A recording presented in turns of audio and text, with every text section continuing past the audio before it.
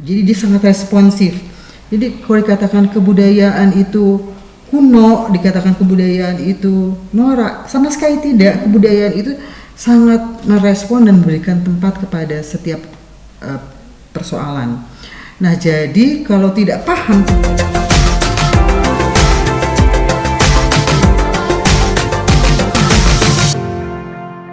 Halo, assalamualaikum warahmatullahi wabarakatuh, sahabat FISIP Unpad. Kembali lagi bersama saya Nurillah Novel yang akan memperkenalkan teman-teman semua dengan program studi Pasca Sarjana Antropologi.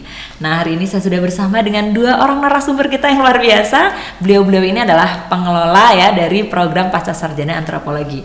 Yang pertama saya sapa, ini adalah Ibu Kepala Departemen, Ibu Dr. Randa Budiawati Supangkat MA. Bu Wati ya, biasa disapanya ya Bu. Oke, siap ya Bu hari ini ya? Siap dan semangat ya insya Allah. Semangat untuk sahabat FISIP. Oke, terima kasih Bu. Yang selanjutnya ini adalah Bapak Dr. Dede Mulyanto MPhil. Pak Dede, semangat juga Pak, insya Allah ya? Insya Allah.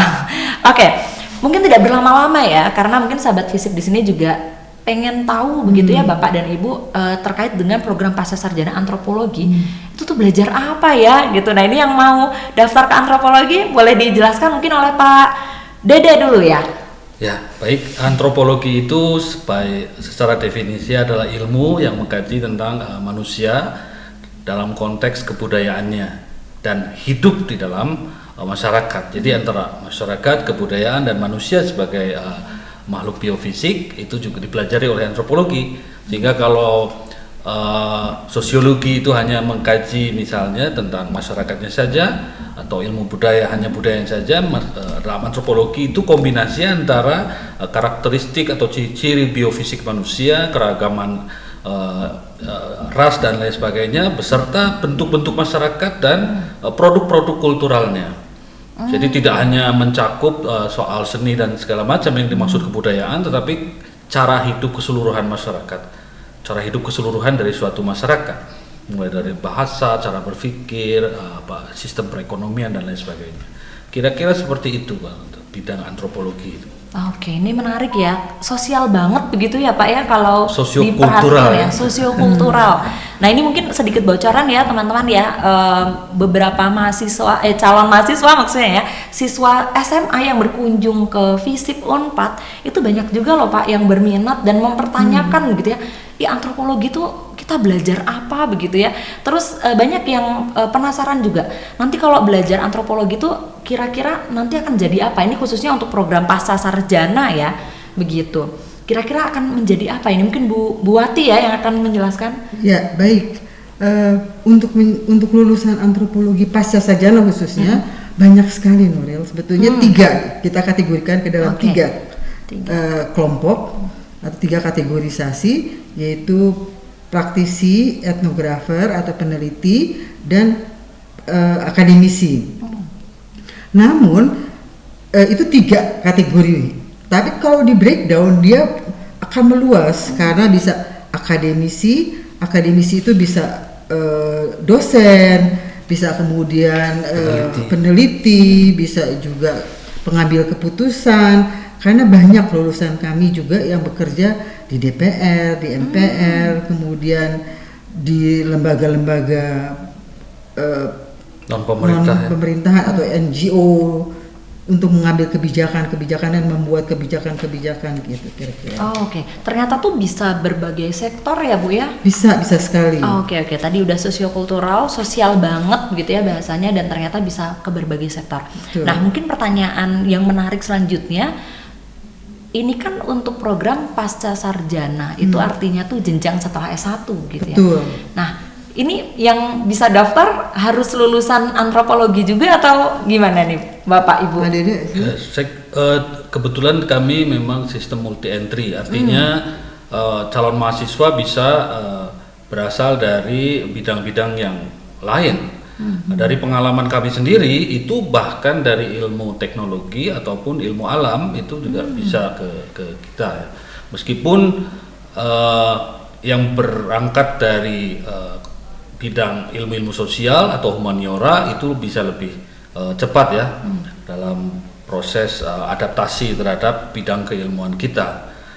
Misalnya kalau banyak yang mahasiswa yang sudah bekerja, latar belakangnya misalnya teknik sipil, tapi bekerja di bidang community development di sebuah perusahaan, ternyata mereka berhubungan dengan manusia, berhubungan dengan masyarakat setempat, mereka memerlukan semacam wawasan lah untuk bisa mengembangkan program-program yang tepat guna buat masyarakat yang berbeda-beda karakteristik kebudayaannya. Misalnya kami juga punya mahasiswa yang dengan latar belakang seperti itu, atau ada yang juga berlatar belakang misalnya kesehatan masyarakat atau epidemiologi. Kebetulan beliau bekerja di sektor yang pembangunan masyarakat atau pembangunan masyarakat khusus sektor kesehatan. Itu kan bukan hanya soal kesehatan, tapi persepsi orang, perilaku orang yang dibentuk oleh kebudayaan. Dari pengalaman mereka merasa membutuhkan wawasan dari antropologi yang memang bisa membantu untuk memahami keragaman cara berpikir orang yang dibentuk oleh lingkungan dan kebudayaannya. Jadi multi entry, ada dari sastra Inggris, ada yang dari memang kita menawarkan banyak hal di dalam, tidak hanya teoritis tapi juga praktis, sehingga untuk calon mahasiswa yang sudah bekerja itu bisa mengintegrasikan pengetahuan dari dunia kerjanya ke dalam akademik di program magister kita misalnya gitu. Oke, menarik ya. Artinya nih sahabat FISIP yang mau daftar ke program Pascasarjana Antropologi tidak harus dari S1 Antropologi, bisa dari berbagai bidang gitu. Nah, mungkin ini tadi ya yang dipertanyakan selanjutnya. Oke nih, boleh dari program studi beragam gitu ya masuk ke antropologi program Pascasarjana. Nah, mungkin ini mengarah ke kurikulumnya mungkin ya Bapak dan Ibu ya. Nah, ini gimana nih kalau misal saya berasal dari S1 eksak misalnya atau dari program studi lain, bagaimana kami bisa beradaptasi dengan ilmu antropologi ini? Nah, ini bagaimana Pak? Mungkin penyusunan kurikulumnya mungkin ya. Jadi kita membagi kurikulum ke dalam barisan mata kuliah wajib, yang itu menjadi ciri khas kita, dan disitulah kita mengenali wawasan antropologi. Nah, misalnya metode penelitian sosial, kemudian etnografi, metode yang khas di dalam antropologi. Kemudian ada wawasan antropologis yang bisa dirancang sedemikian rupa untuk dapat bisa diterima oleh calon mahasiswa yang berasal dari berbagai macam disiplin yang lainnya, termasuk ilmu alam atau teknologi. Kemudian juga ada kritis etnografi ya, kajian kritis etnografi. Nah, hanya itu yang wajib. Nah, sementara itu ada 3 klaster. 3 klaster peminatan yang disesuaikan dengan kebutuhan calon mahasiswa. Bagi mahasiswa yang punya cita-cita ke depan untuk bekerja di dunia akademik sebagai peneliti ataupun sebagai staf pengajar ya di bidang antropologi, itu ada klaster pengembangan ilmu yang isinya adalah sehimpunan teori-teori pengembangan dari program sarjana yang lebih spesifik. Misalnya seperti ada ekologi politik, perubahan iklim, teori-teori kekerabatan yang sifatnya teoritik. Jadi mempelajari konsep, teori, dan metode yang mutakhir dari ilmu antropologi. Sementara mahasiswa yang berasal dari disiplin lain atau mereka yang sudah bekerja lama di bidang yang berhubungan dengan masyarakat dan kebudayaan serta lingkungan, itu kami menawarkan tiga klaster peminatan. Yang pertama adalah klaster peminatan warisan budaya tak benda. Jadi bagi para pemaju kebudayaan atau pelestari budaya atau pamong budaya yang bekerja baik di sektor pemerintah seperti dinas-dinas kebudayaan maupun di sektor swasta, yaitu konservasi budaya lokal gitu di sekitar mereka, itu bisa mengambil klaster itu, dan itu sifatnya lebih aplikatif ya, lebih terapan. Bagaimana mengkonservasi misalnya ya, mengkonservasi pengetahuan lokal tentang pengobatan tradisional misalnya yang ada di masyarakat itu yang karena dampak pembangunan akan mengalami perubahan. Yang kedua adalah klaster pengembangan masyarakat. Nah, ini ditujukan bagi calon mahasiswa yang sudah bekerja baik di sektor pemerintah maupun sektor swasta dalam hal pengembangan atau pembangunan komunitas. Nah, terutama untuk sektor-sektor pembangunan yang berhubungan langsung dengan manusianya. Misalnya sektor kesehatan, pembangunan kesehatan, pembangunan infrastruktur, pemenuhan air dan lain sebagainya. Nah, itu mata kuliahnya juga bersifat aplikatif ya. Jadi kayak misalnya perencanaan partisipatif, pemetaan sosial, mediasi konflik non litigasi yang sifat-sifatnya tidak begitu teoritis, meskipun ya tentu ada bagian-bagian tertentu yang berguna untuk memahaminya, yaitu teori-teorinya. Yang ketiga adalah keragaman biokultural. Sama ini juga bisa ditujukan bagi calon mahasiswa yang sudah bekerja di bidang atau bercita-cita mau bekerja di bidang konservasi biokultural, bahwa keragaman hayati itu terikat pada keragaman kultural. Kalau kulturnya hilang, keragaman hayatinya hilang, atau sebaliknya. Misalnya ya, pada masyarakat Baduy itu ada sebelum tahun 1900 itu tercatat ada 175 jenis padi ladang.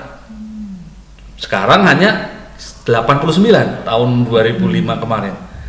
Nah, karena ada perubahan lingkungan dan tekanan modernisasi. Nah, di dalam klaster ini kita terutama yang berlatar belakang dari ilmu biologi pasti akan lebih cocok lah, terutama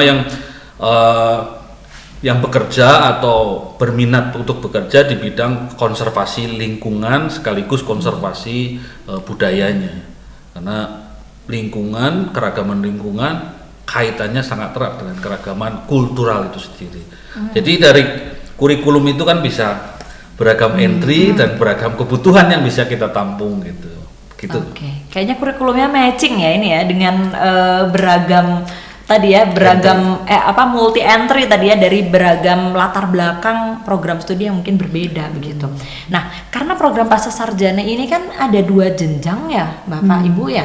Ada S2-nya dan ada S3-nya, magister dan doktor. Nah, mungkin untuk memudahkan nih sahabat FISIP untuk memahami setiap jenjangnya, mungkin boleh diceritakan untuk mungkin durasinya, kemudian proses belajarnya, perbedaannya seperti apa untuk di jenjang S2 dan S3?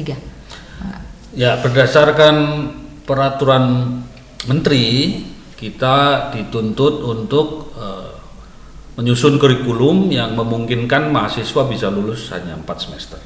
Dan kami dengan panduan itu juga dengan keputusan rektor, kita merancang kurikulum yang sedemikian rupa sehingga perkuliahan itu hanya sampai perkuliahan yang sifatnya perkuliahan teknis dengan kelas gitu ya, itu hanya pada semester 2, 1 dan 2 saja. Semester 3 itu bentuknya seminar, semester 4 itu tugas akhir. Nah, tugas akhirnya itu ada yang tesis, ada yang sifatnya analisis project misalnya. Jadi kalau tesis itu kayak untuk yang berminat untuk melakukan penelitian secara akademik. Nah, sedangkan yang analisis project itu apa yang sudah dilakukan di tempat kerjanya. Jadi syaratnya adalah mereka yang sudah bekerja. Nah, jadi apa yang pernah mereka lakukan di tempat kerja itu bisa dianalisis saja. Jadi dilaporkan kemudian dianalisis secara antropologis ya, pakai bantuan dengan teori-teori atau konsep yang sudah ditawarkan dalam perkuliahan. Jadi bisa pada semester ketiga karena perkuliahan hanya sampai semester kedua bisa diupayakan untuk bisa lulus karena dirancang sedemikian rupa untuk bisa paling lambat 4 semester. Sementara yang program doktor itu sampai saat ini aturannya masih menuntut untuk adanya masih ada perkuliahan tatap muka. Tapi kita juga selain ada kuliah tatap muka yang 12 SKS juga ada kuliah-kuliah yang bentuknya seminar. Jadi kita akan ada program membantu mahasiswa untuk ikut seminar di nasional maupun internasional. Kebetulan kami juga punya saluran-saluran tertentu ya yang sudah bekerja sama dengan program doktor dan program magister antropologi. Oke, kalau untuk pasca yang S2 berarti tadi bisa research dan kemudian bisa analisis proyek.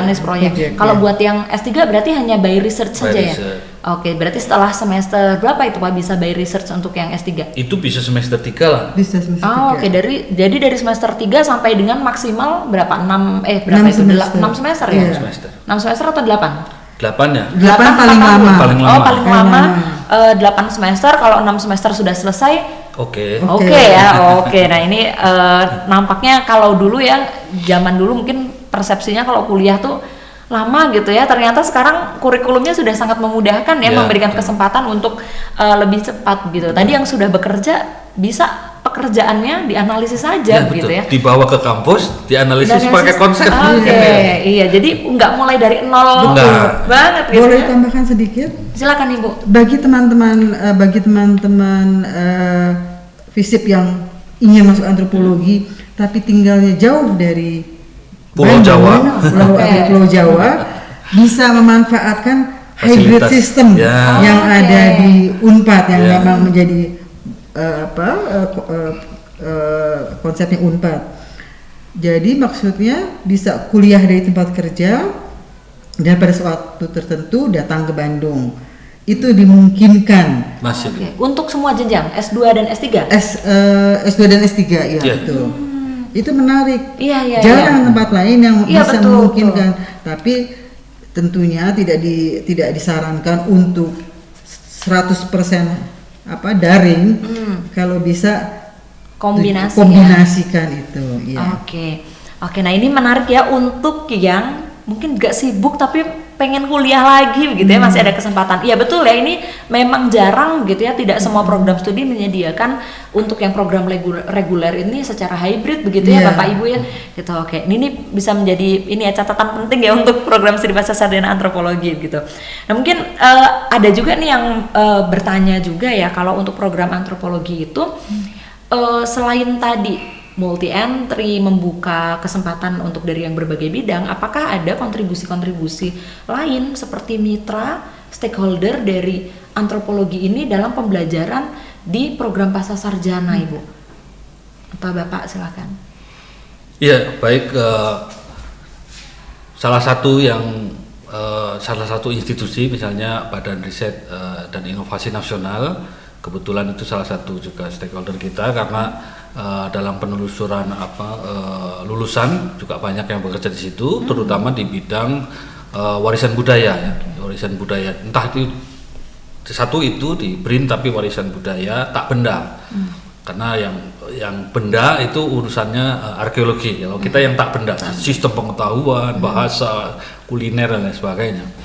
Kemudian yang kedua juga dari Dirjen Kebudayaan, bidang pengembangan budaya, pemajuan budaya ya, pemajuan budaya. Kita juga punya kayak macam dosen tamu gitu dari Badan Riset yang khusus warisan budaya. Kemudian juga dari, kalau dulu namanya BNP apa itu ya? BPNB. Ya, warisan budaya Badan gitu. Pelestarian Nilai Pelestarian nilai-nilai budaya. Kemudian juga kalau dari sektor swasta. Karena kita juga ada mahasiswa dari sektor swasta ya, dari korporasi, di pertambangan, energi dan lain sebagainya. Kita juga mengundang praktisi.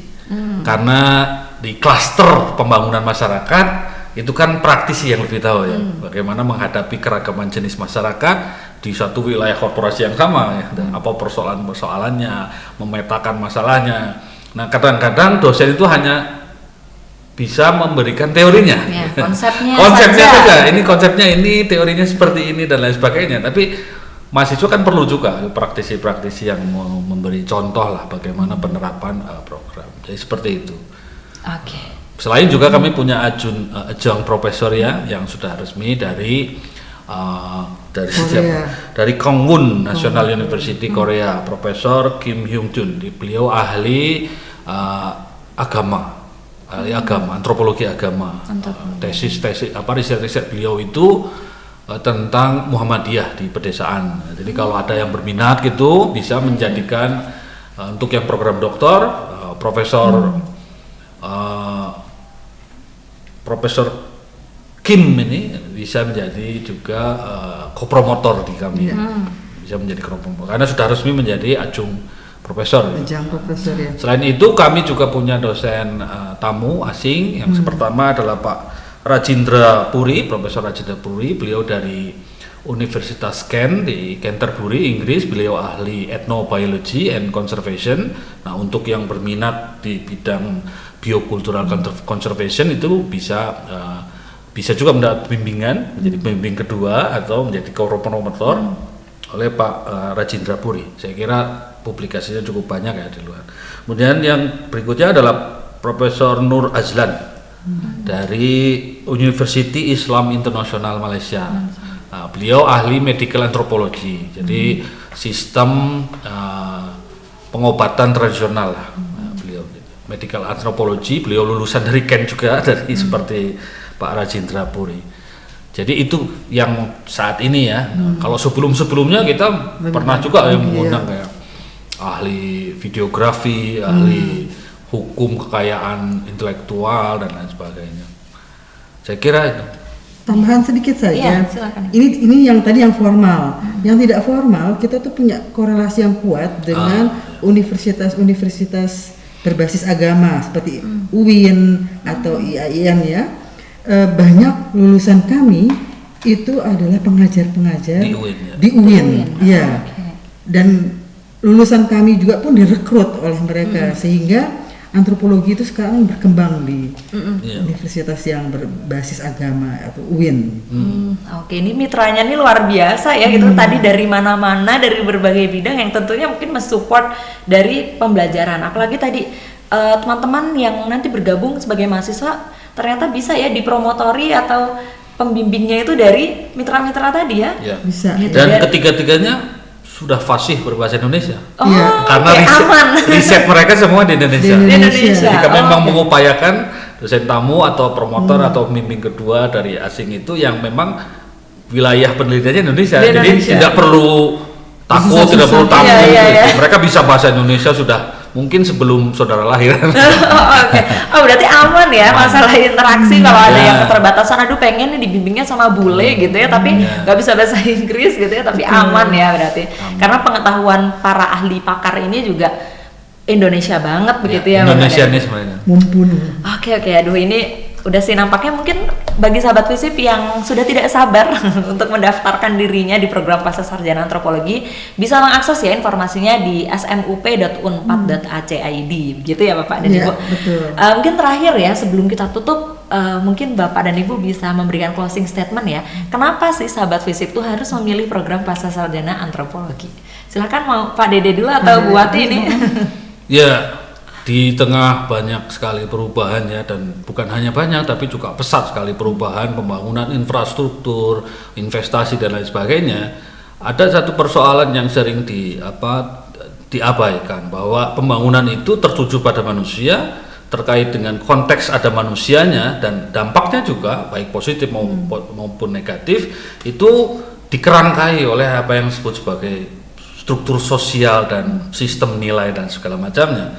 Jadi interaksi antara lingkungan, perubahan fisik lingkungan yang disengaja itu interaksinya sangat erat ya dengan kebudayaan dan manusia yang tinggal bersama suatu masyarakat tertentu, sehingga wawasan antropologis baik mau bekerja di bidang apapun itu sangat diperlukan untuk mengembangkan berbagai macam program, meminimalisir dampak negatif dan memperbesar dampak positif dari perubahan-perubahan yang terencana seperti itu.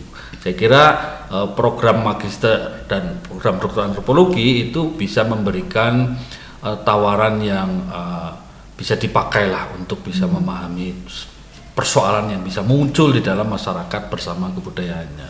Kira-kira seperti itu. Oke, terima kasih Pak Dede. Selanjutnya Bu Wati, apa ini pesan-pesannya? Baik, kebudayaan itu adalah tadi sudah dikatakan oleh Pak Dede, cara hidup. Cara hidup dari manusia, ada pendukungnya. Kebudayaan itu bukan hanya hari ini, tapi sudah hidup dari masa ke masa. Banyak yang berpikiran kebudayaan itu seni. Kebudayaan itu bukan hanya seni, kebudayaan itu cara hidup yang mulai dari yang terwariskan, yang terwariskan sampai yang hari ini terjadi. Kebudayaan itu suatu cara hidup yang sangat dinamik. Dia mengikuti situasi, kondisi, jadi dia sangat responsif. Jadi kalau dikatakan kebudayaan itu kuno, dikatakan kebudayaan itu norak, sama sekali tidak. Kebudayaan itu sangat merespon dan memberikan tempat kepada setiap persoalan. Nah, jadi kalau tidak paham kebudayaan, tentunya orang tidak akan bisa memahami kehidupan yang real seperti ini. Nah, untuk itu penting orang mempelajari antropologi yang isinya kebudayaan, yang bukan hanya artinya sempit seni, tapi dia cara hidup yang kalau kita katakan ada 7 unsur yang mendapat tempat, yaitu ada pengetahuan, ada kekerabatan dan lainnya. Nah, itu harus dikaji sedalam mungkin. Jadi belajarlah sehingga kehidupan akan dipahami oleh semua orang. Orang akan paham dengan cara memahami kebudayaannya. Kalau tidak memahami kebudayaannya, tidak akan paham cara hidupnya, akan terjadi konflik, akan terjadi ketidaknyamanan dan sebagainya. Oke, baiklah, luar biasa ya. Ternyata antropologi itu punya peranan yang sangat besar dalam kehidupan kita. Tadi ya, warisan budaya adalah sebuah sesuatu yang diwariskan ya, yang hidup dari dulu sampai dengan sekarang dan sangat dynamic. Artinya ya nggak akan berhenti sampai di sini. Betul. Ya Bu, gitu. Justru mengikuti perkembangan zaman gitu, karena budaya terus melekat dengan manusia itu tadi gitu. Oke, baiklah, buat sahabat FISIP yang tertarik untuk mengikuti program Pasca Sarjana Antropologi, silahkan ya, sekali lagi bisa diakses di smup.unpad.ac.id. Seluruh informasi pendaftaran, biaya, kurikulum, dan program studi lainnya juga ada di sana, silahkan diakses. Baik, demikian informasi terkait dengan program Pasca Antropologi. Terima kasih Pak Dede dan Bu Wati sudah meluangkan waktunya. Terima kasih atas informasi berharganya. Mari kita tutup, kita sapa lagi ya sahabat FISIP. Terima kasih semuanya. Wassalamualaikum warahmatullahi wabarakatuh.